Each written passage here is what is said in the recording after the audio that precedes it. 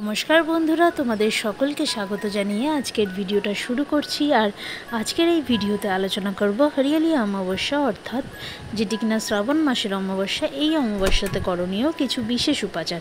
এই অমাবস্যার মাধ্যমে কিন্তু কিছু বিশেষ উপাচার করে যারা দীর্ঘদিন ধরে পিতৃদোষের কারণে নানা কাজে বাধাগ্রস্ত হচ্ছ, বা যাদের কুণ্ডলিতে পিতৃদোষ রয়েছে, বা যারা কোনো কাজে বাধাপ্রাপ্ত হচ্ছ দীর্ঘদিন ধরে, হয়তো তার কারণ বুঝতে পারছো না, তারাও কিন্তু এই উপাচারটি করতে পারবে।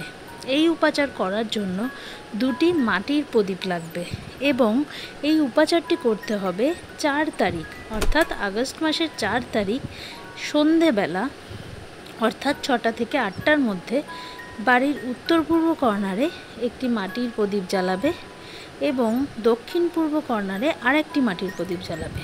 অর্থাৎ এই দুটো কর্নারে দুটো মাটির প্রদীপ জ্বালাতে হবে এবং উত্তর পূর্ব কর্নারে যে মাটির প্রদীপটি জ্বালাবে তার মধ্যে সামান্য হলুদ অ্যাড করবে।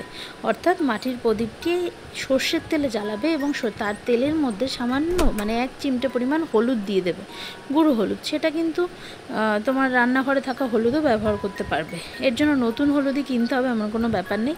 এটা উত্তর পূর্ব প্রদীপ, যে উত্তর পূর্ব দিকে যে প্রদীপটা জ্বালাবে তাতে দেবে। আর দক্ষিণ পূর্ব দিকে যে প্রদীপটা জ্বালাবে তার মধ্যে সামান্য তিল দিয়ে দেবে, অর্থাৎ কালো তিল 1 চিমটে পরিমাণ দিয়ে দেবে। আর দুটো প্রদীপই কিন্তু সর্ষের তেল অথবা ঘিতে জ্বালাবে, যার যেটা সুবিধা হবে সে সেটাতে জ্বালাবে।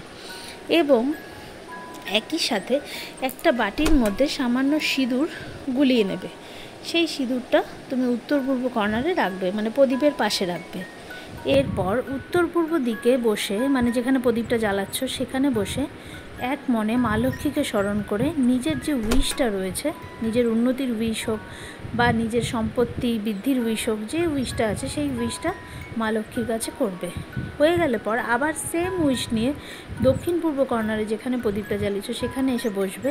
বসে মনে মনে, হে পূর্বপুরুষ বা আমার যারা পিতৃপুরুষ রয়েছেন তারা আমার সকল ভুল ত্রুটি ক্ষমা করে আমার কুণ্ডলিতে যা যা দোষ রয়েছে পিতৃদোষ কাটিয়ে আমাকে এই বিষয়ে উন্নতি দিন। অর্থাৎ যে উইশটা করছো সেই উইশটা রাখবে যে আমার এই ইচ্ছাটা পূরণ করুন।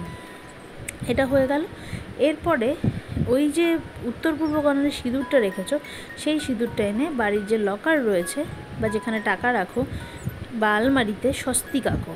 এবং এই সিঁদুর দিয়েই কিন্তু যারা কোনো ব্যবসার সাথে জড়িত রয়েছে বা যাদের দোকান রয়েছে সেই দোকানের ক্যাশ বাক্সেও একটা স্বস্তিক চিহ্ন এঁকে দাও।